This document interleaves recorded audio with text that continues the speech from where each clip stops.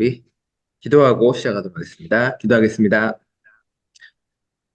하나님이신 말씀을 사모하는 마음으로 저희를 모이게 하시고 그 말씀 가운데서 주님의 진리를 알게 하시니 감사를 드립니다.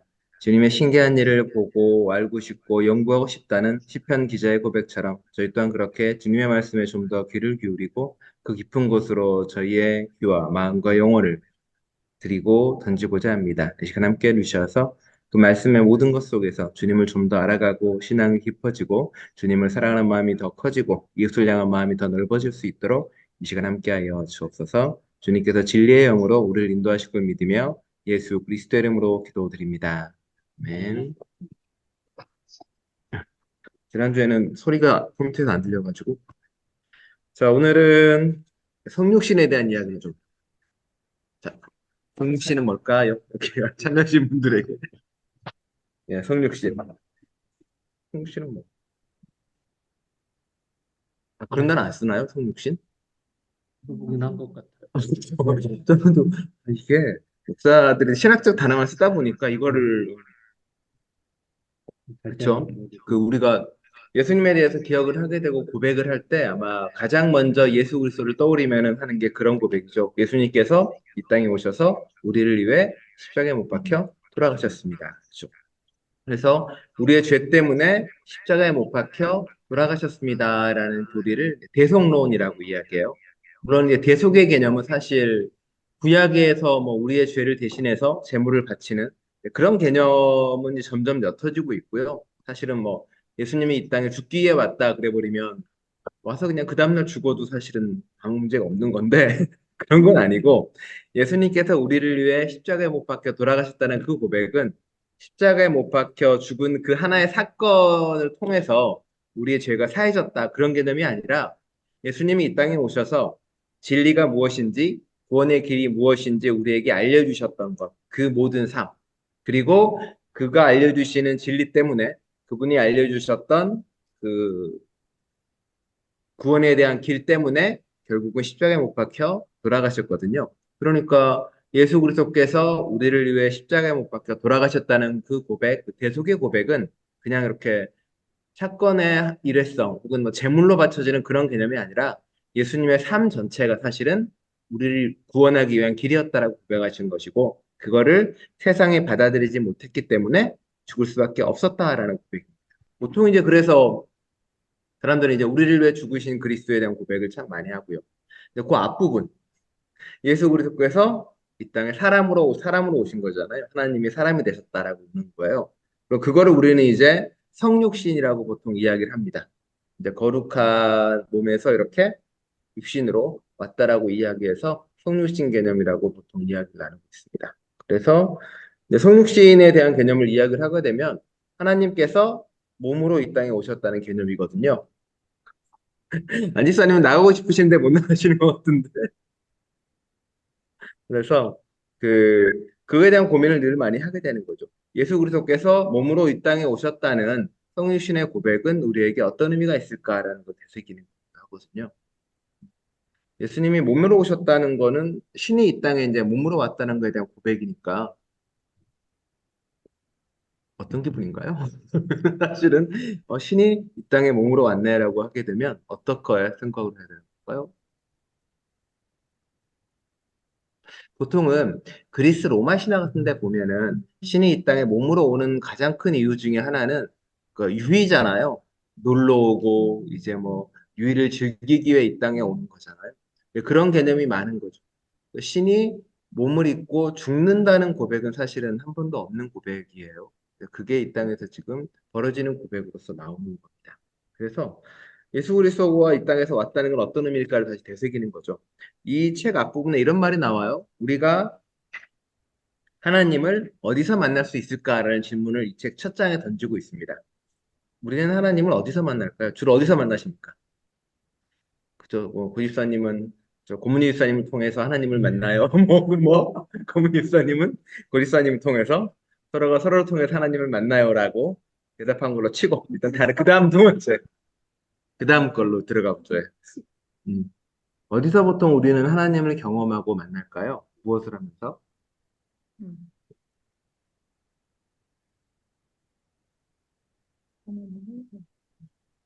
요즘 만난 적이 없어서 요즘 기억이 없네요. 그런 거. 뭐 하나님을 만나는 걸 너무 거대하게 생각 안 하셔도 될 것 같아요, 사실은. 사실은 모세도 이렇게 어느 날 하나님한테 자신의 모습을 보여달라고 간절히 원하거든요.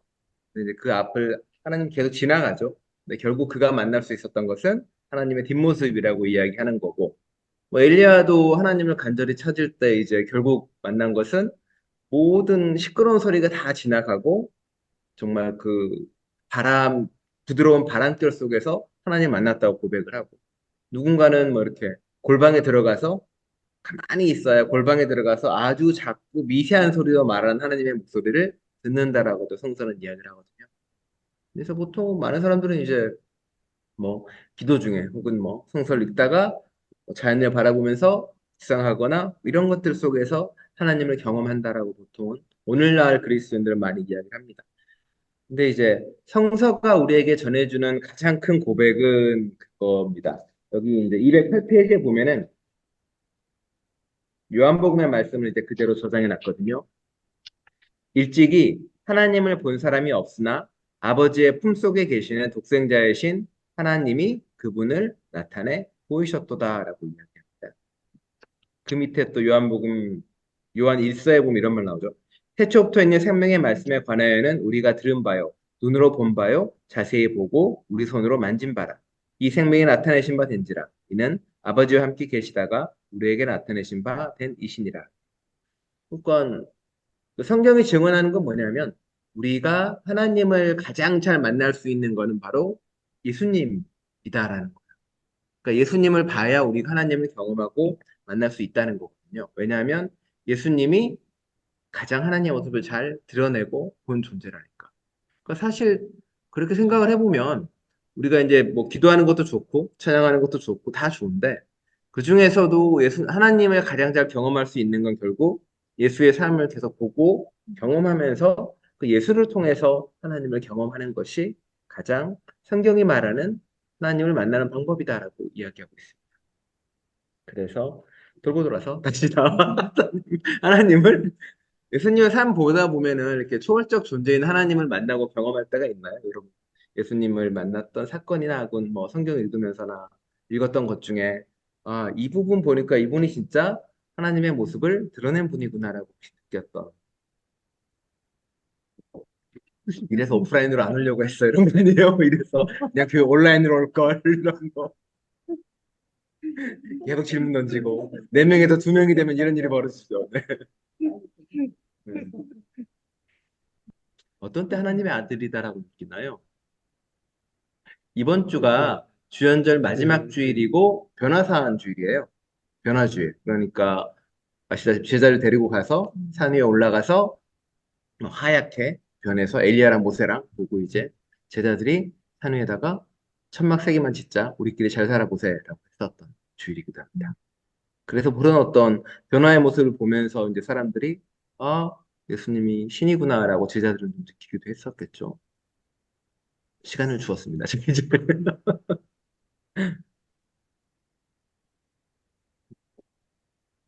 예수님을 하나님으로 느낀 적은 없나요? 예수는 예수일 음, 뿐.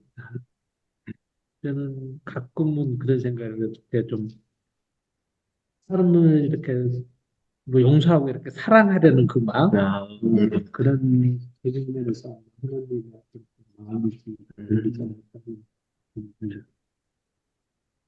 사람을 사랑하고 용서하는 마음을 볼 때, 음. 그렇죠? 우리는 사랑하고 용서하기 힘든 거죠. 그래서 그러니까 뭐 우리 어느 부분을 이렇게 용서할 때도 있고 맞아요. 예, 예. 또 어떤 부분을 사랑하는데도 근데 이제 그게 정도가 뭐 좀 어쩔 때는 그냥 내 주변에 가까운 사람들 맞아요. 예, 예. 그런 어떤 뭐가 좀 있는데 그렇죠. 예 그런 것이 좀 더 넘어서고 넘어서는 그런 것들을 좀 바라고 그 얘기 누가 하더라고요.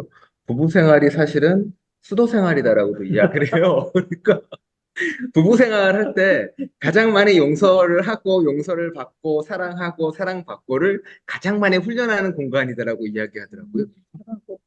네, 절대 용서하지 못하는 것도.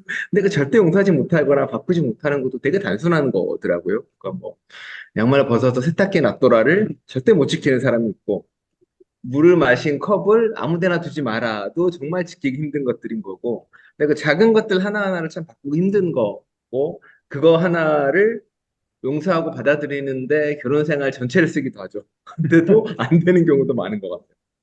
예수님은 이제 그 용서하고 사랑하라는 게 아마 그런 부분 같더라고요. 남을 바꾸는 걸 포기하고 나를 바꾸는 걸로 가면 좀 편하다는 것 같아요. 그게 이제 예수님을 통해서 배운 저는 하나님 경험한 진리인 것 같다. 그렇구나. 남을 바꾸는 것보다 나를 바꾸면 남을 바꿀 필요가 없어지더라고요. 남에게 변화를 요구할 일이 없어지는 그런 관계를 만들어. 그래서 이제 하나님이 예수님을 통해서 몸으로 오셨다고 이야기를 하거든요. 왜 예수님은 이렇게 영체나 어떤 신비한 걸로 오지 않고 왜 몸으로 왔을까를 성경은 이야기를 하는 거예요. 그러면서 몸으로 온 것 자체에 대한 의미를 되게 이야기하면서 성경은 결국 이야기하고는 뭐냐면 그 몸에 대한 중요성을 대단히 강조한다. 육신의 중요성에 대해서. 당시 힐랍 철학 같은 경우는 영육 이원론이라 그러죠. 이렇게. 영혼이 있고 육신이 있는데 영혼은 되게 고귀하고 그 좋고 이런 거고 육신은 되게 악하고 나쁘고 죄악이 가득 찬 거. 이게 사실은 성경 전통이 아니라 힐랍 전통이거든요. 힐랍 철학이 이렇게 들어왔기 때문에 그래서 영혼만을 따라가는 고귀한 삶을 살아야 된다. 왜냐하면 플라톤 철학이나 뭐 힐랍 철학에서는 이 세상은 이데아의 세상이 아니라 그림자의 세상, 헛된 것, 허상이니까 우리는 이 세상을 빨리 벗어나서 더 높은 곳으로 가야 돼라고 이야기해버립니다. 그럼 어떻게 되냐면 이 세상에 겪는 어떤 불합리함이나 고통이나 눈물에 대해서 해결하려고 하는 게 아니라 그냥 뭐 잠깐 머문다 갈 거니까 놓고 가버리자는 세상이 돼버리는 거거든요. 근데 예수님이나 성경은 우리에게 그 얘기를 하지 않고 몸이 얼마나 중요한 거고 그리고 몸이 얼마나 하나님의 그릇을 담고 있는 곳인가라고 이야기해요. 그러니까 그 당시 사람들이 보기에는 놀라운 변화이기도 하고 그리고 수많은 사람들이 유대교 사람들이나 그 당시 사람들이 예수님을 자꾸 죽이려고 했던 이유도 그건 거죠. 아니 놀라운 신성을 준 존재가 어떻게 저렇게 유한한 인간으로 이 땅에 들어올 수 있었느냐에 대해서 이야기를 하는 거죠. 그래서 당시에 어떤 얘기도 있었냐면 3세기 이제 3세기니 거의 중세로 갈 텐데 예수님이 어떤 존재에 대한 이야기를 하면서 사실 예수님은 화장실 가는 존재가 아니야라는 것도 썼어요. 왜냐하면 그 고귀한 신성을 가진 예수님이 이렇게 화장실 가서 이렇게 대변 보고 소변 보고를 상상할 수 없는 거예요. 그리고 그분들은 이제 이렇게 걸어가신 분이 그럴 리가 없어 해가지고 예수님은 먹고 마시기는 하지만 화장실은 가지 않는 뭐 희한한 존재가 되는 거죠. 그리고 이제 뭐 성욕도 없어 뭐 이런 것까지 해가지고 이상하게 만들기도 하거든요. 그게 왜냐하면 몸이 악하다는 거에 대해서 이야기를 하는 겁니다. 그런데 예수님은 몸으로 왔다, 몸으로 부활하고, 몸으로 고통당하시고, 그리고 병자와 아픈 사람들을 치유하는 걸로 가는 거거든요. 그러니까 바꿔 말하면은 몸 자체에 대한 긍정이 필요하다는 것이고, 우리 몸에 대해서 좀 더 많은 돌봄과 좀 더 많은 생각이 필요하다라고 이야기를 하고 있습니다. 그러니까 몸을 인정하게 되는 그 순간 뭘 인정하게 되냐면은 이 땅의 삶은 가치가 없어. 뭐 천국 가는 신앙이야라는 개념을 넘어서게 되는 거죠. 하나님은 이 땅에 오셔서 우리의 영혼뿐만이 아니라 몸도 같이 구원하는 존재라는 것이고 죽음 이후의 삶이 아니라 죽음 너머의 삶만이 아니라 이 세상의 삶을 같이 구원하러 오셨다라는 것에 대한 것을 강조하는 거죠. 그리고 예수님께서 이 땅에 오셔서 고통도 당하고 죽음도 당하고 그거를 모두 하나님 안에서 경험하는 거예요. 바꿔 말하면 우리가 믿는 예수님이라는 존재는 어떤 초월적인 신, 우리의 삶과 동떨어진 저 무언가에 있는 존재가 아니라 지금 우리의 고통을 온전히 이해하시고 지금 우리의 삶의 어려움을 다 아시는 존재로 고백을 하게 됩니다. 그리고 예수님이 그 시대에 그 땅에 오셔서 예수님이 사파했던 구원이 영혼이 구원받아서 천국 가자라는 것, 그런 어떤 단순한 진리가 아니라 이 땅에서 구원받은 사람으로서의 삶을 살아갈 수 있도록 하는 거고, 우리의 몸 자체를 이 땅에서 구원하기 위해 애쓰고 노력하신 분으로 고백을 하는 거죠. 그게 이제 그 신앙의 중심이 되는 거기도 하고, 그게 이제 성육신 신앙이 가지고 있는 힘이기도 합니다. 근데 이거를 좀 더 바꿔 말하면, 예수님이 이 땅에서 하나님이 몸을 입고 이 땅에 오신 게 예수님이에요. 그 예수님이 우리에게 형제 자매라고 이야기를 합니다. 그럼 바꿔 말하면 조금 더 깊이 들어가면 사실 우리 몸도 하나님의 성령의 그릇이라고 고백을 하는 거잖아요. 우리 몸이 또한 성전이라고도 고백을 하는 거예요. 그래서 종종 이제 어떤 교회는 이거를 뭐 술 먹거나 담배 피는 거는 성전을 더럽히는 거라고 이야기를 하는데 이제 그런 개념으로서 이야기하는 게 아니에요. 그건 이건 오히려 뭐냐면은 몸을 어떤 더 낮게 보는 경향이 있는 거고 사실은 그, 그 고백은 무슨 고백이냐면은 하나님의 성전으로 우리 몸을 깨끗이 해. 술 담배 하지 마 고백이 아니라 우리의 몸의 삶이 우리의 삶이 그렇게 하나님이 거할 정도의 삶이 돼야 된다고 이야기하는 거고, 하나님이 거하는 몸으로서 우리가 무슨 일을 할 건가라는 고민을 하게 된다는 거예요. 바꿔 말하면 예수님의 성육신의 고백은 우리도 또한 하나님의 그릇으로서 이 땅에 있는 성스러운 육신이다라고 고백을 해요.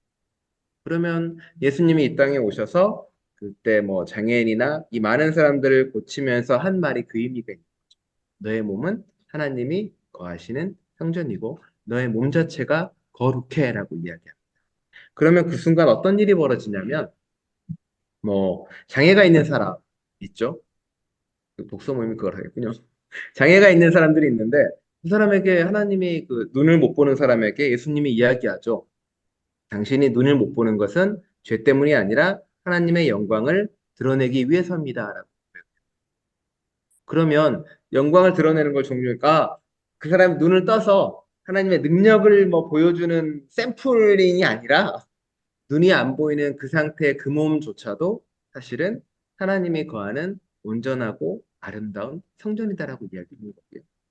더 들어가 보면 그 당시에는 그 사람들이 받지 못했던 여성도 마찬가지인 거고 아이도 마찬가지. 그 모두가 다 사실은 와 성스러운 육신이다라고 고백을 하는 거죠. 또한 나이 든 사람 또한 마찬가지죠. 그러면 이제 조금 달라지는 시선을 볼 수 있게 되는 거죠. 예수님이 이 땅에 오셔서 왜 그렇게 했는가를. 사실은 우리의 몸 전체가 사실은 모두가 다 하나님의 아름다운 몸이다라고 고백을 합니다. 그럼 이제 조금 세상을 바라보는 시선도 달라지는 거죠. 그래서 자신의 몸을 함부로 다루지는 않겠죠. 그렇게 되면 이제 그리스도님이 하나님의 몸이고요. 그리고 예수님도 하나님의 몸이고요. 관계적으로 보게 되면 이제 서로 돌아볼 때도 와, 저 사람이 하나님이 영혼이 담긴 하나님의 몸이야. 저 사람이 예수님의 몸이야라고 생각을 한다면 우리는 남을 누군가를 이렇게 함부로 다루거나 함부로 말하지 못하게 된다라고 이야기를 하고 있습니다. 그래서 그런 사람들이 이제 모이죠. 그래서 이렇게 여기 안 나오나? 성육신은 인간의 하나님의 삶이죠. 성육신에 관한 또 다른 희망은 뭐냐면 그러니까 장애 신학에서 이야기하잖아요. 그 하나님의 온전한 신적 존재가 인간의 몸으로 유한성 안에 갇히게 되잖아요.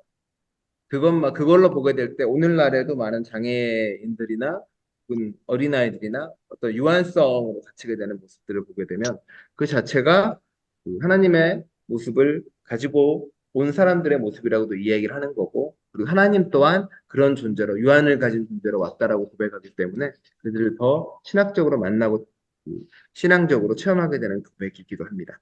그래서 참 인간에 대한 고백을 그렇게 하고 있습니다. 아, 참 인간은 됐고, 오늘의 질문은 사람은 바뀔까요, 안 바뀔까요? 성육신은 인간의 변화를 믿는 신앙이거든요, 사실은. 그냥 우리 안에 하나님이 있기 때문에 우리는 우리 하나님의 성령으로 우리가 바뀔 수 있어라고 믿는 게 사실은 신앙인데, 많은 사람들은 사람은 참 안 바뀌어라고 이야기하긴 해요, 사실은. 그리고 나서도 그런 사람들의 많은 부분은 저번에도 말씀드렸지만, 자기 자신을 한 번도 바꿔보지 못한 사람이 그런 얘기를 정말 하는 거죠. 근데 항상 그 말씀드리잖아요. 남을 바꾸는 것과 나를 바꾸는 것 중 뭐가 더 쉬울까? 그나마 나은 건 그죠? 나를 바꾸는 거잖아요. 남은 바꾸기 힘드니까 당연히. 근데 나를 바꾸는 거는 그나마 좀 희망이 있지 않을까. 그래서 성육신의 신앙은 내가 하나님의 그릇으로서 이제 조금씩 조금씩 바뀔 수 있겠다라는 고백을 할 수 있는 거죠. 그러면 목사님 옛날에 무슨 음, 음. 지금 현재 목사님 네, 뭐 어떤 변화가 있을까요? 그렇죠. 김 목사님 저보고 참 사람 됐다 그러잖아요. 그래서 김 목사님이 저한테 항상 하는 말이 와, 이 사람이 교회를 하고 목회를 하면서 사람 됐다라고 이야기를 하는 거죠. 일단은 먹고 있고, 그런 것도 예. 그렇죠, 사실은. 본성이 사실은 뭔지는 잘 모르는 것. 하나님의 본성을 가진 사람들끼리 이러시면 안 되죠. 옛날에 기억나는 거, 그러니까 저희가 대학교 때는 되게 날카로운 성향이었어요. 날카로운 게 뭐냐면 계속 비판하고, 그러니까 논쟁에서 이기는 거 좋아하고. 예. 왜냐면 그리고 약간이라도 뭔가 잘못된 거 있으면 가서 지적하고, 그게 선배든 후배든 뭐 위에 회장이든 아니든 그런 스타일이었단 말이에요, 대학교 때. 어디 가서 뭐 쌈딱이 좀 만나서 그거 아니야 잘못됐어. 그래서 뭐 말했지만 저만 약간 좀 다른 정치적 성향도 달랐기 때문에 맨날 부딪히고 싸우고 이랬던 사람인 거죠. 근데 이제 사람이 좀 부드러워졌죠. 전반적으로 약간 동글동글해졌다 그러나? 네. 그러면 그런 것도 뭐 바뀐 것도 있고 행위적으로는 비건이 됐죠. 비건도 됐고 그 안에는 단순하게 행위의 변화가 아니라 그 심적인 변화도 같이 옵니다. 뭐 예를 들어서 성육신 사건이 있잖아요. 성육신의 사건을 단어로 이야기할 때는 그 말씀이 육신이 됐다라고 이야기하죠. 근데 그 육신이라는 단어가 보시면 알겠지만 사실은 그 헬라어 단어로 모든 물질적인 몸을 다 이야기하는 거예요. 사람의 몸은 소마라는 단어였어요. 네.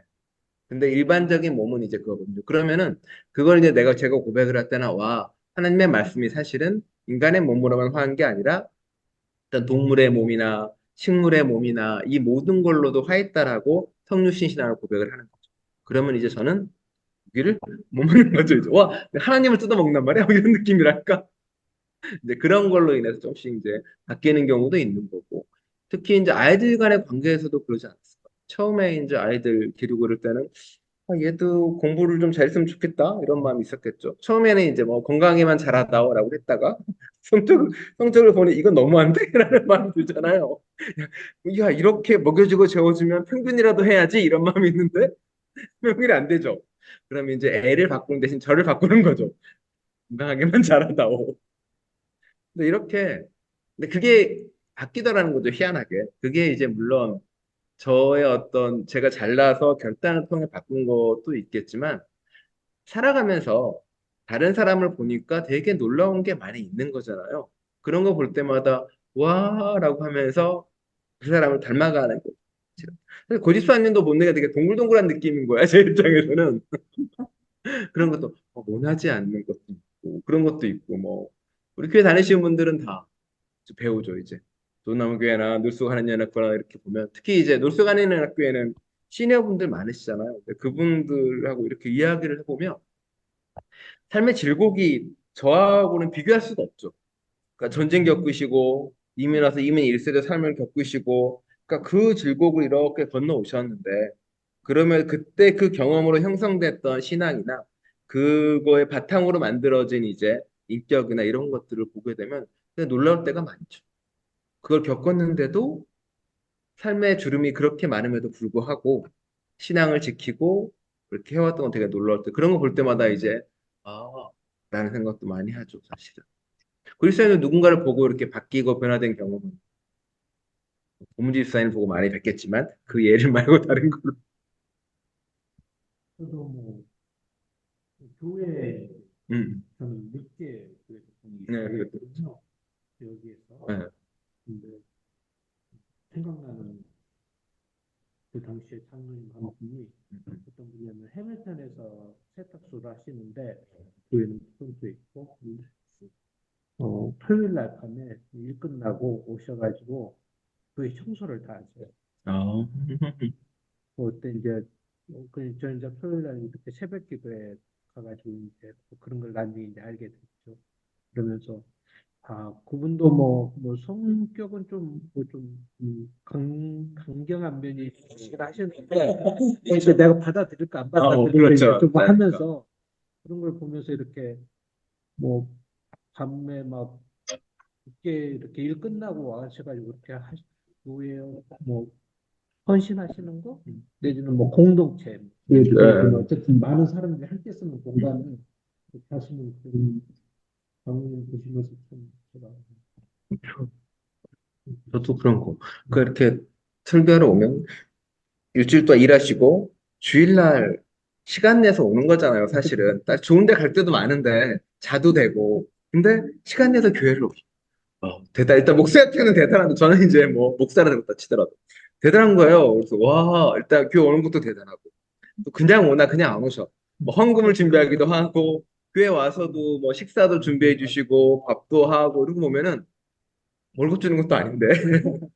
그럼 이제 대단한 거죠, 사실. 그런 거 볼 때마다, 와, 저분들은 대단하다. 그러니까 그거 자체가 누군가를 이렇게 대접하고 섬기는 거니까 그런 도당을 보게 되면은 이제 놀라죠, 목사로서.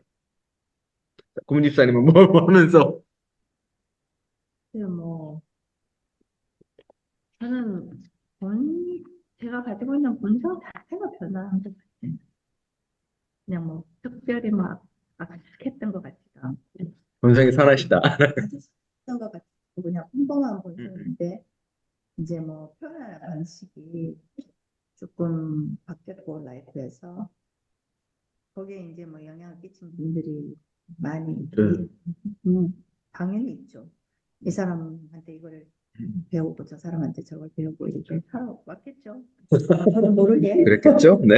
아, 좋겠다 이렇게 생각을 음. 하고 내가 실천을 할 수도 있었겠지만 또 못하는 것도 있고 그렇죠. 나쁜 걸 또 배운 것도 있겠죠. 좋아요. 당연히 그거는 뭐 살다 보면. 그래서 좀 선하게 좀 갈수록 이렇게 좀 변해져야 되는데 과연 그러고 있나 잠시 의문이 들 때도 있고 좀 의미를 저도 가져요. 오늘. 그건 저도 가지죠. 예. 예, 예. 그래서 어느 순간 그런 걸 같아요. 저는 이제 상대방에게 바뀌는 걸 요구하는 거는 워낙 이제 그러지는 않는 것 같고, 그건 믿음이 있어요. 이 사람이 누구든 다 나보다는 많은 경험과 삶의 노하우가 있으셔서, 저분들도 삶에서 최선을 다하시고, 신앙으로서 최선을 다하신다라는 믿음을 가지고 있어요. 언젠가는 저분이 그 본인이 원하는 모습 혹은 하나님의 원하는 모습으로 조금씩 조금씩 가고 있다라는 고백은 믿음으로 가지고 있는 거죠. 다만 근데 얘기한 것처럼 뭐 서로의 출발점이 다르고 서로 서 있는 공간이 다르니까 경주처럼 뭐 꼬린 지점에 일렬로 서 있는 건 아닌데 따지고 무한의 우주에서 한 지점을 향해 가고 있으면 방향도 다르고 다를 거니까 그렇게 보통 보고 있죠. 물론 뭐 전혀 받아들일 수 없는 놈도 있습니다. 여전히 뭐지 이런 놈도 있는데 그건 아직 제 그릇이 좁은 걸로 이야기를 할게요. 그래서 그 교회란 공간 자체가 사실은 그 요한 1서 보면 이런 말 나와요. 보이는 형제 자매를 인정하지 않는 사람은 보이지 않는 하나님을 인정할 수 없습니다라는 요한 1서의 말씀이 있거든요. 거기 없습니다. 근데 교회 공동체로 그런 공동체인 거예요. 가끔은 하나님을 사랑하는데 사람을 사랑하지 않는 사람은 저도 그건 신앙이 없는 거죠, 그냥. 하나님을 사랑하지 않는 거예요. 본인이 착각을 하고 있는 거죠. 그런 사람은 대부분 다 하나님을 사랑하는 게 아니라 자기 자신을 사랑하는 사람이나 자기 만족인 사람입니다. 결국은 내가 하나님을 사랑하는지 안 하는지 알 수 있는 방법은 뭐 기도 시간이나 혹은 기도를 얼마나 하는지 혹은 뭐 성경을 얼마나 읽는지가 아니라 내가 다른 사람을 얼마나 사랑을 하고 섬기는지 그게 딱 이제 하나님을 사랑하는 만큼의 표준 같아요. 그러고 나 생각을 해보면 별로 부끄러울 때가 많죠. 왜냐면 주로 저는 남을 사랑하고 뭔가 하는 시간보다 그렇죠. 설교 준비하느라 성경 읽고 이런 게 더 많은 것 같은데 혼자 이렇게 미안할 때가 많이 있긴 합니다. 그래서 이제 우리도 예수님의처럼 성육신 하셨고 성육신한 존재로 살아가고 하나님을 따라서 이 세상에 사랑하는 존재로 살아간다고 고백을 합니다. 그렇게 되면 우리는 좀 더 다른 존재가 되는 거죠.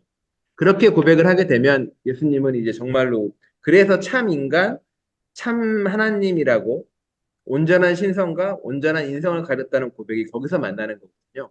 그러니까 뭐 온전한 사람으로서 하나님이 이 땅에 오셔서 할 수 있는 글을 온전히 다 행하신 분.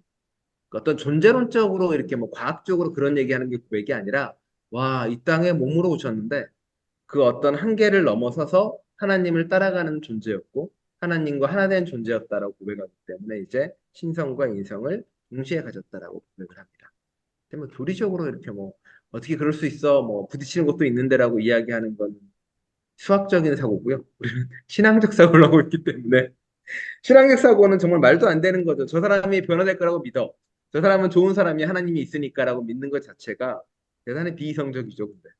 그거를 믿는 걸 신앙이라고 이야기하는 거고. 그래서 예수님은 그렇게 몸으로 오셔가지고 이 땅에 몸으로 사는 사람들하고 함께 하시는. 사실 우리도 여전히 세상 자체가 그 어떤 몸을 안 쓰는 직업을 고귀하게 여기잖아요. 그렇죠? 몸을 쓰는 직업을 낮게 여기고 자본주의 사회에서 그렇게 돈을 주니까. 근데 사실 예수님도 몸 쓰는 직업이었잖아요. 그리고 몸을 안 쓰는 직업이 오히려 더 하나님에 대해서 이제 거부하는 사람들이 훨씬 많았고. 근데 우리는 좀 그게 뒤집어져 있는 건데 그 근본적인 사고가 영육 이원론에 의해서 몸을 천하게 여기는 것 자체가 거기서부터 기원을 많이 하거든요. 그렇게 되면 이게 어떤 역할까지 하게 되냐면 당시에 이제 예수님 시대에서 고귀한 사람들은 다 머리 쓰는 사람들이고 종교 권력가였단 말이에요. 그러니까 그 사람들은 영육 이원론 확실히 이제 나누는 거죠. 너같이 몸쓰는 애들은 천한 애들이야. 그리고 그 일은 너희가 당연히 해야 되는 일들이고, 그리고 이 열심히 하다 보면 다음 생에는 더 좋은 사람으로 태어날 수 있어. 더 높은 계급으로 올라갈 수 있어라고 꼬시기도 하고, 이건 일시적이야. 너희 태어난 것은 아마 너희의 과거의 죄나 그런 것 때문이니까 그냥 받아들이고 지금 잘 무언가 하면은 다음 생에는 뭐 천국에는 이라고 이제 하는 거죠. 근데 예수님이 몸으로 오셔서 몸도 구원해라고 말하는 그 순간 세상을 뒤집어 버리는 게 되는 거잖아요. 어, 예수님, 너는 사실 너의 몸을 구원해 줄 거고, 너의 몸이 사랑받고, 너의 몸이 인정받고, 너의 몸 모두가 다 존귀한 존재라는 걸 인정을 하는 순간에 이제 뭐 지배 담론이나 이런 것들이 이제 다 없어지는 존재가 되고. 그리고 와서 이제 비유도 항상 그렇게 해요. 그 그리스도께서 교회의 몸이 되셨습니다라고도 이야기를 하잖아요. 그래서 그리스도가 교회의 머리입니다라고도 이야기. 그러네. 에베소서 이게 220페이지에 나와 있습니다. 위에 보면 교회는 그리스도의 몸이요 만물 안에서 만물을 충만케 하시는 분의 충만함입니다. 서신서기 때문에 약간 추상적이에요, 항상. 교회는 그리스도의 몸이라고 할 때 우리는 어떻게 또 두 분이 있으니죠. 교회는 그리스도의 몸이다라고 하면은 가끔 이제 그렇게 오해하는 분들이 있는데 교회는 그리스도가 교회 머리입니다라고 이야기를 하면 예수님이 지시를 딱 내리면 뇌에서 지시를 내리면 이제 손발이 이렇게 잘 따라가는. 저 당시에는 뭐 뇌과학이 있었던 것도 아니고 뇌에서 모든 거를 전달해 준다는 어떤 의학이 있었던 것도 아니거든요, 사실. 그러니까 교회 머리라는 그 말이 그렇게 뭐 우두머리로서 우리를 다스리는 어떤 그런 개념하고는 좀 다른 의미이기도 합니다, 사실은. 그래서 몸이라는 의미는 사실은 우리가 사실은 모두가 각자가 다르지만 모습도 다르고 역할도 다르고 다 다른데 우리는 그리스도 안에서 사실은 한 지체다라고 이야기하는 말이에요. 그러니까 그거를 이해하라는 거지 이제 우리가 잘 뭐 머리를 따라서 잘 움직이고 로봇처럼 하라는 의미는 아니고요. 그러니까 교회에서는 서로 다른 모습을 잘 이해하고 받아들이고 함께하는 사람으로 가자라고 이야기를 합니다. 그래서 교회가 그리스도의 몸이라고 말하는 건 동시에 또 아까 각각의 사람이 성육신이라고 말했잖아요. 그러면 개개인의 성육신이 확대되는 거예요. 우리가 그리스도의 몸으로 살아가는 것처럼 교회 또한 그리스도의 몸이 되는 거고 공동체가 이제 신앙적인 행동과 신앙적인 것을 다 해나가야 된다고. 그리고 그 변화된 사람들이 다 모여서 인격을 나누고 변화된 사람들이 모여서 관계를 맺으면 당연히 그 공동체도 변화된 색깔로 가는 거죠. 그러니까 교회가 죄인들의 공동체인 건 맞는데 그냥 죄인이 아니라 그 죄인들이 변화되려고 애쓰고 노력하면서 하나님을 닮아가려는 사람들의 공동체인 거죠. 그래서 그곳에서 이제 좀 다른 것으로 움직이고 다른 삶으로 가려고 애를 쓰는 거죠. 라고 써 있습니다. 자, 그래서 뭐 또, 아까 얘기했던 220페이지 보면 자연의 몸이 되신 하나님이라면 여기 나옵니다. 네. 첫째 줄에 나옵니다. 말씀에 육신이 되셨다라고 했다. 여기서 육신, 사르크스는 단지 인간의 몸만 의미하지 않고 모든 동식물의 몸뚱어리를 말한다.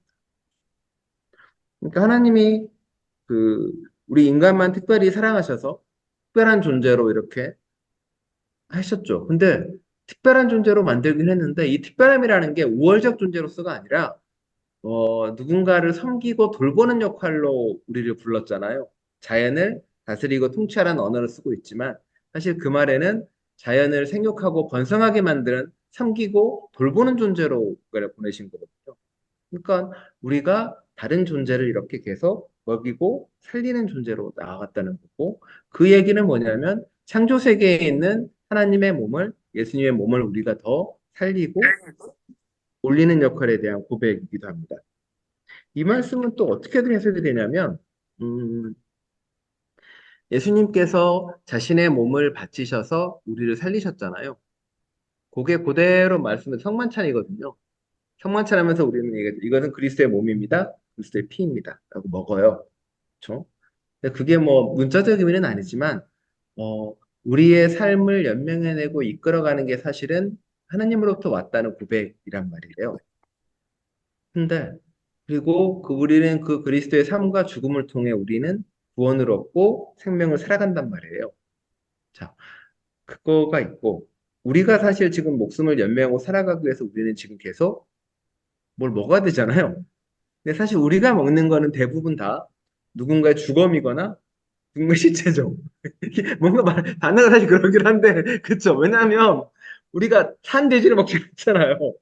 죽은 식물도 마찬가지죠. 죽은 무언가를 먹어요. 풀도 죽은 거를 먹고. 바꿔 말하면 우리의 생명을 유지하기 위해서 우리는 누군가의 죽음을 바탕으로 해서 이루어진다는 거거든요. 죽였어. 뭐, 아니, 바꿔 말하면 우리의 삶이 예수 그리스도의 죽음이 우리의 삶을 연명하는 것처럼 어쩌면 우리 주변에 있는 모든 것들이 자신들의 죽음을 통해서 우리의 생명을 살리는 거거든요.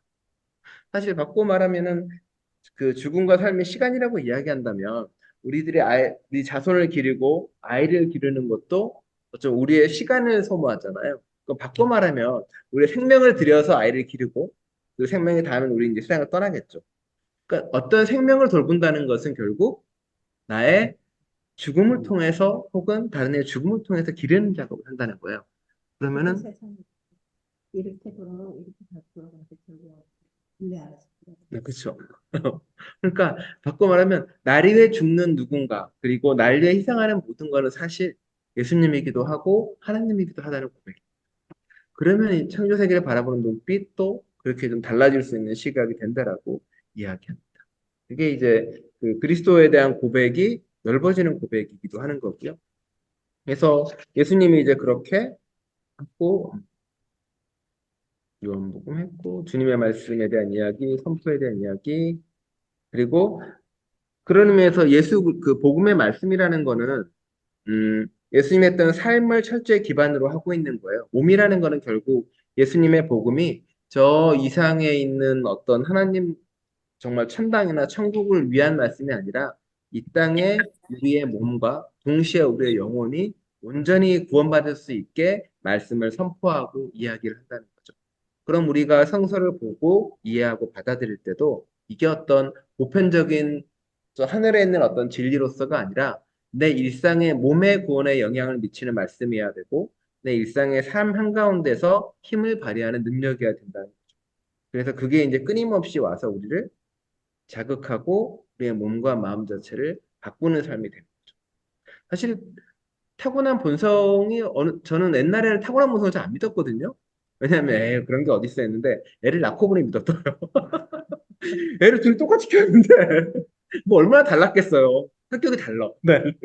알았죠. 아, 본성이 있나 보다. 근데 그때 이제 믿기 시작했습니다. 그냥 유물론자여가지고 이렇게 별로 안 믿어가지고 그래서 뭐 했었냐면은 아이한테는 이제 빨간색이 좋아, 파란색이 좋았대. 저는 희사한테는 모든 파란색 장난감 사줬거든요. 이렇게. 근데 별로 그렇게 효과가 없더라고요. 그래서 이건 교육이 아니라 뭔가 있나 보다 타고나는 게라고 생각을 하게 됐어요. 돌고 돌아서. 그래서 우리가 바뀌고 변화되는 순간이 어떤 본성의 어느 본질인지 모르겠지만 본성이 있고 우리가 정말 바꾸지 못하는 무언가 DNA가 있다손 치더라도 어쩌면 그 세상이 그 본성에게 요구했던 혹은 사람에게 요구했던 이렇게만 살아야 돼라는 그 틀을 넘을 수 있는 건 확실한 것 같아요. 네 몸은 거기가 한계야라고 규정 지을 때 넘어가게 하더라고. 뭐 장애는 거기가 한계야. 뭐 아시아에는 거기가 한계야. 너의 삶은 이래야 돼. 세상에서 말하는 것이 이래야 행복해야 돼라는 것을 넘어서게 하는 몸의 행복과 몸의 꿈을 보여주게 된다. 그게 이제 예수님이 와서 사람들에게 심어준 꿈과 희망인 거죠. 왜? 너는 왜 왕이 못 돼? 너는 왜 너도 왕이 될 수 있고 너도 왕이 될 수 있어 라고 이야기하는 거죠. 그러면 세상을 흔들죠 이렇게. 우리가 왜 몸을 쓰는데 임금을 낮은 임금을 받아야 돼? 우리도 똑같은 임금을 받고 똑같은 일을 해야지라고 주장을 하게 되는 거고요. 내가 여성이라고 왜 나를 차별 대우해? 나도 똑같이 하나님의 몸을 가진 사람이고 하나님의 영광을 드러내는 사람인데라고 이야기할 수 있겠는 거죠. 내가 어린아이라고 혹은 내가 나이가 많다고 해서 내가 왜 차별받거나 내가 왜 대우받지 못해야 돼? 우리도 똑같이 하나님의 영광을 드러내는 몸이고 또한 하나님을 담은 그릇인다라고 그리고 그게 모두게 다 이루어지는 걸 우리는 이제 하나님의 나라라고 이야기해요. 그리고 신학적으로 우리는 그것을 이제 뭐 몸의 신학이라고 보통 이야기를 많이 해요. 몸의 신학이라고 이야기를 하는데, 그러니까 하나님이 예수님이 이 땅에 온 것 자체, 성육신한 것 자체가 어떤 의미가 있고 어떤 가치가 있는지를 이야기하는 거고, 예수님이 참 인간이라고 고백하는 게 어떤 의미가 있는지 그렇게 해서 알고 있습니다. 했고 이 개념이 저는 좀 어렵네요. 몸의 신학이란 개념이요? 네, 다는 안 쓰셔도 돼요, 그러면. 똑똑히 강사가 아니라 하나를 찍기 힘들 텐데. 한번 읽어볼게요. 네. 천천히. 뭐, 쉽게 얘기하면 예수님이 우리 영혼을 구원하러 온 것뿐만이 아니라 우리의 몸을 구원하러 왔어라고 이야기하는 거고. 근데 우리가 이거에 익숙하지 않는 이유는 사실은 구약 성서에 보면은 영혼 사상이 없어요. 예, 왜냐하면 죽어서 어디 간다는 개념이 없고 구약에 보면은 영혼 이런 것도 없어요. 왜냐하면 구약에는 영혼과 몸이 하나예요. 항상. 그러기 때문에 몸이 아픈 건 영혼의 죄악이다, 영혼의 손상이다라고 히브리 사람들이 고백하는 거예요. 그래서 이분이 얘기했던 히브리 사람들의 구약에 나온 부활은 뭐냐면 다 죽어서 땅에 다 묻혀 있죠, 이렇게. 그리고 어느 순간 하나님이 등장을 해서 모두 이렇게 세워요. 그래서 이 땅에서 하나님을 잘 믿고 따랐던 사람들은 그곳에 남아서 즐겁게 영원한 세상을 살고, 그리고 하나님을 믿지 않고 잘 못했던 사람은 무로 도망가요. 존재가 사라지는 거죠. 그런 신앙이 있는 거예요. 그래서 그 뒤에 보면 바울도 우리가 몸의 부활을 믿습니다라고 끊임없이 고백하는 이유는 뭐냐면 뭐 영혼의 칠칭찬 이런 것들이 아니라 예수 그리스도가 오시면 죽은 자들이 일어난다는 고백이 자꾸 있는 이유가 사실은 거기에 있는 거예요. 영혼 사상이 없기 때문에 몸과 영혼이 상했기 때문에 다 죽은 사람들이 다 일어나서 그 몸 그대로 부활을 해서 같이 사는 거죠. 사람들이 물어보죠. 천국이 있는데 거기 가면 나이 드는 사람이나 이런 사람은 어떻게 해요라고 물어보잖아요. 성경에서도. 그런 것들이 이해가 안 되는 게 많이 있는 거예요.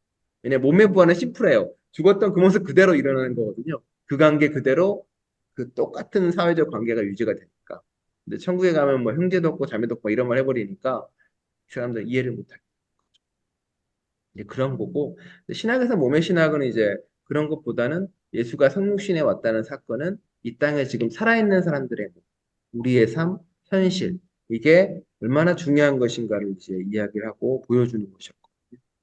그래서 그 여기 보면 229페이지에 보면 이제 영생에 대한 얘기가 나옵니다.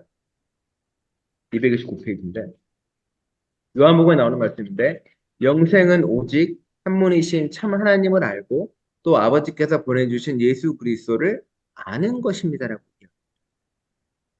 그러니까 영생은 영원히 사는 것입니다라고 말하는 게 아니라 영생은 하나님을 알고 하나님께서 보내준 예수 그리스도를 아는 것이 영생이다라고 이야기합니다. 그러니까 우리가 알고 있는 것이 좀 다른 거예요, 성경은. 그러니까 그냥 그걸 아는 것만으로도 그게 바로 영원한 세상에 머무는 것이다라고. 죽음은 그때도 지난주에도 얘기했지만 죽음은 하나님을 모르는 것 자체가 이미 죽음인 거예요. 물리적 생명이 있고 없고가 중요한 게 아니라 그렇죠? 삶은 물리적으로 생명이 끊어지고 그게 아니라 내가 하나님 안에 머물러 있는 것 자체를 우리는 삶이라고 주장을 합니다. 그런 것들이 이제 성경이 이야기하는 말이 어려우면 이제 뭐 다음에 뭐 반복할 거 계속 이야기할 거고 말을 합니다. 이것도 안 읽어서 천천히 음. 읽어봤지요. 지난주에는 이제 지난주에 우리가 무슨 얘기를 했을까요? 개론을 했어. 네, 요한복음에 대한 개론을 했죠. 네, 그러니까 요한복음이 보여주고 싶어하는 신학이 있거든요, 사실은. 고백의 그리스도이고 약간 교리적인 것도 있고. 하지만 그 예수 그리스도가 어떤 존재인지를 삶에서 만나고 체험하는 고백이었거든요. 그게 이제 역사적 그리스도이기도 하지만 동시에 내가 일상과 현실 속에서 경험하는 예수님이었는데 사실은 그 예수님이 몸으로 오셔가지고 말씀으로 오셔가지고 우리와 함께 한다는 고백이기도 합니다. 그래서 이 보면 그 다음 페이지, 맨 마지막 페이지 생각 나누기 이런 말 있어요.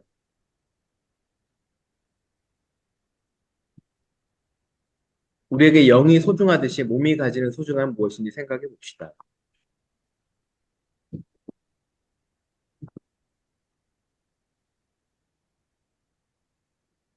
사실은 그러니까 말씀드린 것처럼 중세시대 때 성적인 거나 뭐 음식 먹는 거나 뭐 혹은 화장실 이런 모든 문화 자체를 되게 배척하고 밀어내는 거예요. 그러다 보니까 아가서 같은 경우는 어떤 성만 규정, 아가서는 성에 대해서 되게 개방적이고 되게 인생에 즐기는 걸로 하나로 넣어놨단 말이에요, 성서 안에서. 그런데 중세시대 때 어떤 성적인 요소가 성경에서는 그 종교에서 사라져 버리죠. 왜냐면 그거는 악한 거야처럼 들어가 버린 거예요. 사실은 그렇지 않은데. 근데 그게 몸에 대한 부정하고도 연결돼 있는.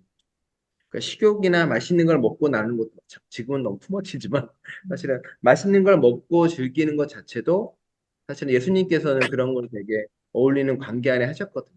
근데 유대인들은 그 사람 보면서 먹고 마시기를 즐겨하는 자라고 손가락질하기도 하죠. 그러니까 어떤 몸의 즐거움이나 혹은 몸의 거에 대해 예수님이 되게 소중히 생각했고 바꿔 말하면 현실의 삶을 되게 소중하게 생각했다는 이야기거고요. 현실의 삶에서 어떻게 예수를 따라가는 것도 중요한 걸로 나오기도 하죠. 네. 그래서 세 번째 질문에 이런 거 있어요. 초대교회 때 히랍 사상에 영향을 받은 영주주의자들은 예수께서 몸으로 오신 것을 부정했고 기독교의 최초 이단이 되었다. 오늘 우리들 각각의 신앙은 어떻게 몸으로 나타나는지 이야기해 봅시다. 네. 아까도 얘기했지만 중세시대 때 예수 영주주의 중에 그나시오스파가 그 몸으로 고통당하는 예수님을 받아들이지 못했어요. 신이 어떻게 몸으로 올 수 있어라고 이야기를 해가지고 몸은 그냥 껍데기고 이렇게 죽는 순간 영혼이 조용히 빠져나간 걸로 묘사를 해요. 그러니까 뭐 예수님이 고통을 받았다든가 이런 거를 이해를 안 하기도 했었죠. 영혼이 완전한 거기 때문에. 그래서 뭐 여러 가지 있어요. 그 유출세를 해가지고 예수님 몇 단계에 있어서 예수님이 나오고 신의 단계도 있고 이런 복잡한 게 있는데 지금은 없어졌죠. 워낙 이단 어려운 거에서. 네. 그러니까 뭐 그런 것들이 많이 있는데 네. 그다음 마지막 질문에 예수는 십자가에 달리고 숨을 거두었다. 법정에서 최고의 극형을 선고받은 이유는 무엇이며 예수께서 몸을 바쳐 우리에게 주시고자 했던 사랑의 큰 뜻은 무엇인지 이야기해 봅시다. 이야기해 보시나요? 예수님은 몸으로 고통을 받았잖아요. 그 몸으로 고통받고 몸으로 아파하고 몸으로 힘들어서 돌아가셨다는 거는 우리에게도 같은 질문을 하시는 것 같아요. 예수를 따라가면서 이렇게 어떤 멀리 있는 형이상학적인 진리나 저 위에 받들어 모시는 신으로서가 아니라 이 땅에서 몸으로 따라가야 될 신이라고 이제 몸으로 따라가는 하나님, 몸으로 이렇게 증언해내는 하나님에 대한 고백을 늘 하는 것. 그렇기 때문에 우리는 어쩌면 그리스도가 이 땅에 오시고 몸으로 살아갔다는 것은 우리가 어떤 삶을 살아가야 되는지를 정말로 보여주는 거죠. 롤모델로서. 하나님이 신적인 존재가. 그래서 우리는 그를 구원자라고 부르는 거죠. 십자가에 못 박혀 돌아가셨다는 일회성 사건이 아니라 거기까지 보여줬던 삶의 궤적 자체가 우리가 예수와 똑같은 몸을 지닌 존재로서 어떻게 살아갈까를 이제 보여주는 겁나 힘든 걸 보여준 것 같긴 해요. 이걸 어떻게 따라가라고 생각할 수밖에 없는 것들을 보여주긴 하셨는데 이제 그런 거를 외치는 거죠. 예. 그리고 이제 철학적으로는 되게 어려운 것도 하나 있는데 예수님께서 왜 고통당하는 몸을 우리에게 보여주셨을까라는 질문을 항상 해요. 그러니까 그 과정을 분명히 아셨을 텐데 어쩌면 그 죽어가는 몸을 통해서 고통당하는 몸을 통해서 우리에게 보여주고 싶고 알려주고 싶은 게 있지 않았을까.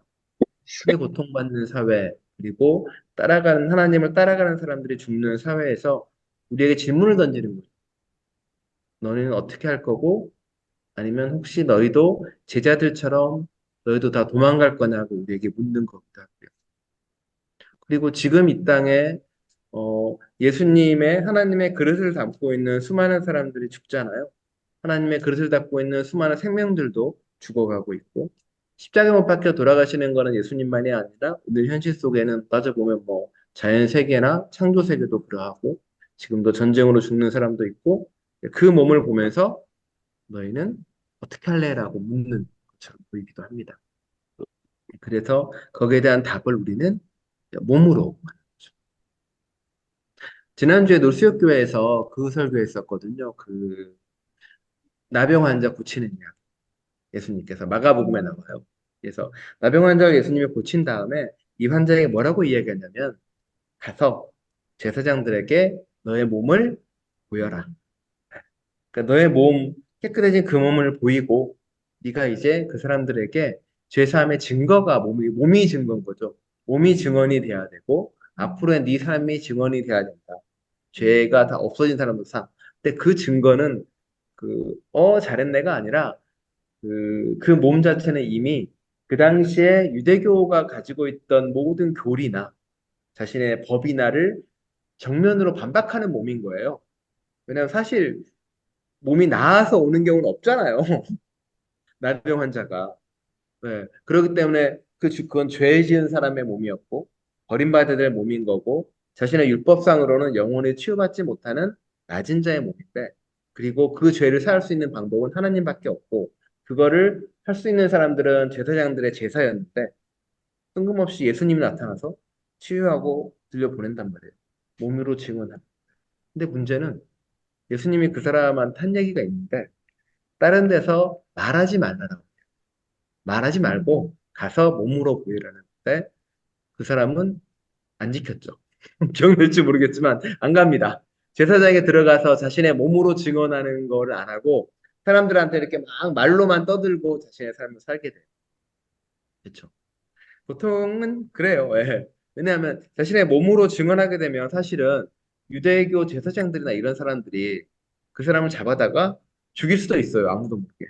예, 아무도 모르게 죽이거나 잡아다가 무언가를 할 수도 있다. 증거인멸할 수도. 그러니까 어쩌면 근데 그 사람은 무섭죠. 자기도 알았을 거예요. 저희 갔다가 나 죽을 수도 있겠다. 몸으로 증언하다가.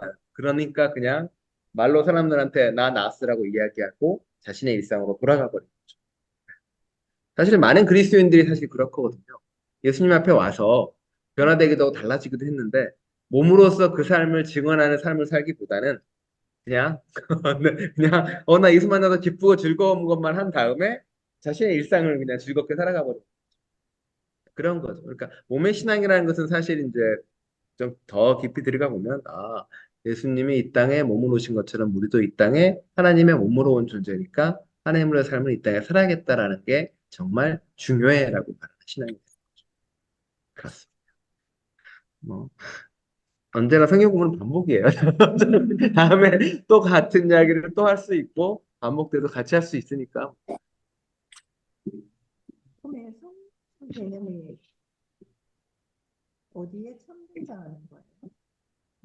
요한복음에 바로 나왔죠. 말씀이 육신이 되어라는 그 말. 직전 여기서 맞아요.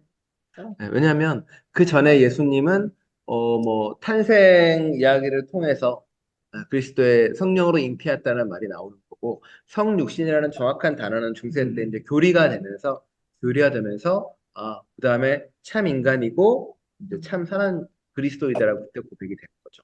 그다음에 진행이 나서 뭐 대성론도 나오게 되고 이게 이제 교리로서 만들어지는 건데 사실 교리 이전에 그런 하나님을 만났던 고백이 있는 거잖아요. 그게 이제 요한복음의 고백인 것처럼 본인은 한 번도 이렇게 예수님을 직접 만난 경험이 없는 사람들이 이제 생겨나기 시작을 하고 직접 역사적인 예수를 만나지 못한 사람은 내가 예수님을 어떻게 만나지라고 고민했을 거 아니에요. 나는 그 예수를 본 적이 없는데 근데 남들에게 전해지는 예수님의 삶을 통해서 보는 거죠. 깨닫게 되고. 그러니까 그 사람의 경험들은 뭐 하나님과 직통 기도 혹은 뭐 찬송 이걸 통해서 하나님을 경험한 게 아니라 예수의 삶을 들으면서 예수님이 정말 그러했구나. 그리고 그들의 신앙은 바꿔 말하면 결국 어떻게 되는 거는 내가 하나님을 만나고 체험하는 길은 저분처럼 사는 거구나. 내가 저분처럼 예수의 삶을 따라가는 게 신앙이구나라는 고백이 되는 거죠. 근데 그게 이제 시간이 흘러가면서 좀 퇴색해지고 약해지면서 삶을 따라가는 건 없어지고 이제 교리를 믿는 걸로 좀씩 바뀌게 되는 신앙이 돼버렸죠. 그렇죠. 근데 뭐 지금 예수를 따라가고 모든 걸 버리고 있는 건 아니고 얘기했지만 정말 중요한 건 우리의 삶의 자리에서 내가 할 수 있는 게 뭘까라는 고민을 하는 신앙인 거. 뭔가 이거 뭐 그러기에는 다 안 되겠다라는 거죠. 그래서 고민을 하는데 실천이 안 되니까 그게 그러니까 저큰 실천 같은 거 별로 생각하지 않는 게 예수님도 큰 실천? 근데 예수님이 했던 말, 지난주 그거 물어봤군요, 제가. 아, 예수님이 요한복음에 그런 말 하거든요. 너희가 나보다 더 큰 일을 할 것이다라고 써 있거든요. 네, 그래서 우리가 한 큰 일 얘기했잖아요. 뭘까? 조명수님 얘기했잖아요. 조명수님은 예수님은 아이를 안 낳는데 아이를 낳다. 생명을 하나 길러서 했다. 그런 것도 있었죠. 누가 하겠죠. 그리고 야, 예수님은 결혼을 안 해서 결혼 생활의 아픔과 힘겨움을 모르잖아요.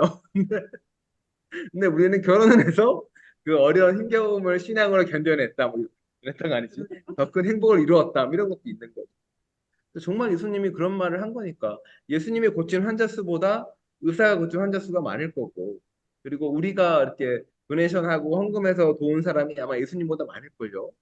예수님이 밥 먹인 사람보다 조메이서의 밥 먹인 사람 아니 고문이서의 밥 먹인 사람이 훨씬 많을걸요? 그렇죠. 예. 예수님의 1년 동안 밥 먹여서 살린 사람보다 어쩌면 교회에서 부엌에서 밥 먹인 사람들이 훨씬 많을 거예요. 그런 거예요. 그렇죠. 예. 예수님이 1년이나 3년하고 그만뒀기 때문에 짧아요. 어쨌든 우리는 긴 생명으로 채워나가는 거죠. 막. 그런 거예요. 그러니까 예수님이 했던 일이 어떻게 보면 대단히 위대하고 놀라워 보이기도 하지만 우리는 어쩌면 그 부분을 이어받는 거예요.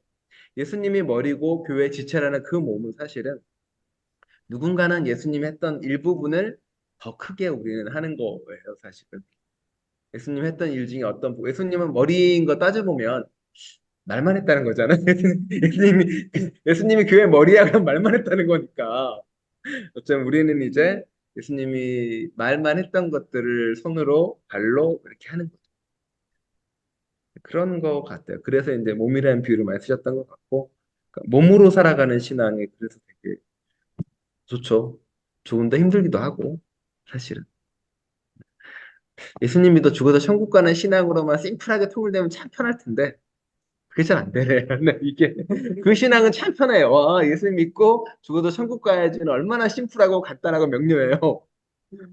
그냥 그래. 그 목사님들이 이렇게 알려준 교리 믿고 야 통과. 이러면 얼마나 편한데. 네, 그쵸. 성경에 그런 말이 없으니까 분명히 또 성경을 보면 볼수록 거기랑 관계가 없으니까 맨날 나를 따르라 이야기하죠. 십자가지라고 이야기하죠. 가진 건 나눠주라고 이야기하죠. 뭐 그러고 난 뒤에 뭐 그런 삶이 구원이야라고 이야기를 해버리니까. 근데 우리도 이상한 거죠. 그게 좋아서 예수를 따라가고 있잖아요, 사실은. 문제는 그게 좋아서 있는 거 보면 믿는 사람, 안 믿는 사람이 보면 정말 이상하죠. 그렇습니다. 네. 질문 받습니다.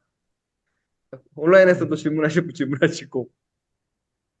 신학에 보면 그 선지자 네. 요한이 있죠. 예. 있는 시대 맞아요. 그다음에 제사장도 그쪽에 있죠. 예. 그러니까 자연히 이렇게 세계가 있니까 그 중간 라인 하나가 없어졌죠. 그러니까 포로기를 처음에는 이제 예언자 라인이 있어 사사 라인이 모든 걸 통합돼서 있다가 사람들이 왕을 막 세워달라 가지고 왕을 세워줬어요. 사실은 하나님은 왕 세우는 거를 반대했죠. 그래도 하나님도 대단해. 본인이 반대하지만 사람이 요청하면 일단 해줘요. 그래서 예언자와 이렇게 갔죠. 그러다가 그 모세 하면서 모세 출애굽하고 이렇게 되면서 제사장도 등장을 하게 돼요. 왜냐하면 종교가 갖춰지기 위해서는 제사장으로 등장하니까 그렇게 해서 가요. 그런데 어느 순간 왕과 제사장이 권력을 차지할 상황이 두 개가 약간 묶여져요. 근데 예언자는 이제 거기서 백성들의 목소리를 대변하는 전통으로 가지게 돼요. 그 전통이 쭉 흘러요. 그러다가 이제 그 이스라엘 멸망하면서 아예 제사 문화나 이런 왕 문화를 사라져버리게 된 거예요. 근데 예언자 목상이는 없어지죠. 대신 그러면서 이제 율법이 등장을 합니다. 율법이. 왜냐면 먼 곳에 나가버리니까 먼 곳에 있으니까 뭐 제사를 드릴 수도 없죠. 왕도 없죠. 뭐 예언의 목소리를 높일 사람도 없는 거예요. 예언자는 보통 왕하고 대치하고 있었어요. 그래서 그 다음에 등장하는 게 뭐냐면 남은 거는 이제 율법인 거예요. 그러니까 율법을 지키는 걸로 가. 그래서 그 뒤로 이제 바리새파 사두개파들이 그 율법만 가지고 계속 부딪히고 싸우는 종교가 되는 거죠. 근데 그런 게 쭉 가는 와중에 이제 예수님이 등장하잖아요. 그래서 예수님의 등장 사건에 대해서 이제 그래서 저번에 얘기한 것처럼 예수님이 예언자의 전통을 가진 것처럼 묘사하는 것도 있고 동시에 다윗의 전통을 잇는 것처럼 묘사하기도 하는 거죠. 탄생 이야기를 보면은 그래서 뭐 예수님 이쪽 족보는 다 왕을 잇는 족보고 반대쪽 마리아 쪽으로 가면은 제사장의 족보를 잇는 것처럼 나오고 뭐 본인은 영적으로는 이제 엘리야와 누군가의 어떤 그 대리인처럼 묘사를 하면서 예수님이 이 세계의 모든 전통을 잇는 사람이야라고 이제 신약에서는 그렇게 고백을 하는 거죠. 그래서 그는 이제 메사야라고 이제 고백을 그런 존재로 짜라란 등장을 했다라고 이제 그렇다. 자, 힘들죠. 여기 한 시간 아닌가? 그러면 이게 16번 이게 뭐가 있나요? 앞으로 이거가 요한복음에 관련된 거는 이제 16번은 하나님 인간, 하나님 오신 거에 대한 거잖아요. 그 다음에는 이제 아치절기랑 딱 맞게 수만 이야기가 시작이 됩니다. 다음 주 수요일부터 저희가 사순절이 시작되거든요. 예수의 순환이 시작이 되고 십자가를 지는 이야기. 그러니까 예수님이 순환받은 이유가 우리의 죄 때문이라고 쉽게 고백은 하지만 그 죄는 말한 것처럼 원죄나 어떤 교리적 죄는 아니거든요. 왜냐하면 그 당시에는 그 원죄 사상이 없었으니까. 그들이 말하는 죄는 무언가라고 고백을 하는데 결국은 인간이 오랜 시간 만들어 놓은 어떤 구조와 어떤 자신들의 잘못 때문에 이렇게 중첩돼서 만들어진 시스템 이런 거에 대한 그렇게 이제 순환받고 그다음에 하고 많은 형제 중에 왜 십자가형이냐라는 그 당시 보통 유대인들은 뭐 태형이나 사형이나 이런 거 있으니까 정치범을 십자가는 당하는 거. 그다음에 다시 부활이 나오는 거고. 근데 부활이 영혼으로 부활한 게 아니라 몸으로 부활하잖아요. 또 그 부활 신앙과 또 몸의 부활이 되는 거죠. 그리고 뭐 보통 나와요. 금요일의 신앙, 돌아갔을 때 금요일의 신앙, 침묵의 토요일, 토요일의 신앙, 토요일의 영성, 그리고 이제 부활의 신앙 이렇게 가요. 그런 거에 대해 우리는 그래서 보통 이야기를 할 때 우리는 지금 어쩌면은 토요일의 신앙을 살아갈 수도 있다. 예, 신마저 침묵한 신앙. 아무것도 없던 그 신앙 속에서 부활의 꿈을 가지고 가는 신앙이에요. 예수님은 돌아가셨고 안 보이고 아직 하나님이 이루어지는 그 부활의 사건도 아직 이 땅에 벌어지지 않아. 우리는 어쩌면 침묵하는 그 아무도 두려움에 떨던 그 시기를 우리는 살아갈 수도 있겠다라고 이야기해서 토요일의 신앙이라고 고백하는 사람들이 있습니다. 정말 잘 만들죠 신학자들이. 진짜. 정말 네, 몸의 신학은 누가 또 많이 이야기 요한 바오로 2세가 천주교에서는 몸의 신학을 한번 이야기한 적이 있어요. 직접. 사실은 그것보다는 그 전에 이제 신학자들이 많이 이야기 그런 겁니다. 뭐 성경은 반복적인 교육을 통해서 세뇌가 되는 겁니다. 근데 이건 성경 공부하면서 제가 뭐 대단히 지식이 또 성경에 대한 지식이 풍부하지는 않지만 그냥 평이하게 그냥 이렇게 들어봤던 것들이 있잖아요. 예, 좀 전에 원죄의 사상도 없어진 시점에 뭐 그렇죠. 예. 원죄로 그러니까 그냥 저 같은 경우는 그건 원죄로 그냥 집어넣는 그런 경우가 되게 많았어요. 많죠. 억울하잖아요. 근데 내가 지은 죄도 아닌데. 그런 것들에 대해서 뭐 많이 좀 생각이 깨지는 그렇죠. 구체적으로 이제 설교는 한 15분, 20분밖에 안 되니까 성경 공부는 좀 더 많이 볼 수 있어도 좋고요. 네. 기도와서 읽어봐야 되는데 안 돼요. 그래서 그러라고 목사가 있는 거예요. 그거 다 읽어버리시면 열심히 이렇게 킵했다가 그런 얘기 들고 심심 보면 우리 목사님 여기서 베꼈네? 뭐 이런 거 있잖아요. 그러니까 여기 있는 얘기 그대로 했는데 설교 때 이렇게 있기 때문에 그러니까 근데 저 알아가면 그러니까 저도 목사이기 이전에 신앙인으로서 알아가는 즐거움인 거니까 제가 하나님을 알고 예수를 알아가면 알수록 공부하면 알수록 더 많은 것들을 보게 되니까 그러니까 언젠가 이제 집사님만의 신학과 집사님만의 이제 신앙 고백들이 만들어지잖아요. 집사님만의 하나님의 이름을 찾는 거죠. 그래서 김 목사님도 얘기하잖아요. 하나님의 101번째 이름이라고 이야기하는데 우리의 신앙은 어쩌면 어, 하나님에 대한 또 다른 이름들을 하나하나 찾아가는 걸 수 있겠다. 누군가는 아버지라고 부르겠지만 누군가는 어머니라고 부르고 누군가는 스승님, 제자, 나무, 풀, 새, 바람 이런 것들의 이름을 찾아가는 게 신앙이라고 합니다. 언젠가는 뭐 두 분이 강대상에서 한번 오늘 또 다른 이름을 찾아서 가면 참. 부부는 알잖아. 하나님의 이름은 법문주야 이거. 하나님의 이름은 고역찬이야라고 이러면 아는 거죠. 아, 내 눈앞에 있는 사람이 하나님이야라고. 네. 기도하겠습니다. 하나님 하루하루 주님을 닮아가는 삶을 살아가고자 합니다. 하나님께서 이 땅에 초월적인 존재로 우리의 눈에 보이지 않는 그 무언가로 오신 존재가 아니라 사실은 몸을 가지고 우리와 함께 부딪히고 부딪히며 상처 입고 상처 받으며 음식을 먹고 마시며 그렇게 몸으로 오신 주님을 기억합니다. 우리가 몸으로 오신 그 뜻을 깨달아서 알게 하여 주옵소서. 몸으로 하나님의 그릇으로 하나님 자체로 이 땅에 오셨던 예수 그리스도처럼 우리도 이 땅에서 우리가 하나님의 몸으로 이 땅에 온 존재임을 깨달아서 우리가 하나님의 성령을 담은 그릇으로 우리가 하나님의 성령과 더불어가는 존재로서 이 땅에 살아갈 수 있도록 함께하여 주옵소서. 세상의 다른 모든 몸들을 소중히 여기는 삶을 살아가고 이 세상에 있는 모든 창조물들이 하나님의 몸임을 기억해 그 삶을 살아갈 수 있도록 우리를 이끌어 주옵소서. 그 모든 시간에 주님께서 함께 하실 것 믿으며 예수 그리스도 이름으로 기도드립니다. 아멘. 아멘. 감사합니다, 감사합니다. 목사님. 안집사님 감사합니다. 예. 그럼 네. 좋은 주일하네요. 말씀 들었습니다. 감사합니다. 들어가세요. 수고하셨습니다. 예. 예.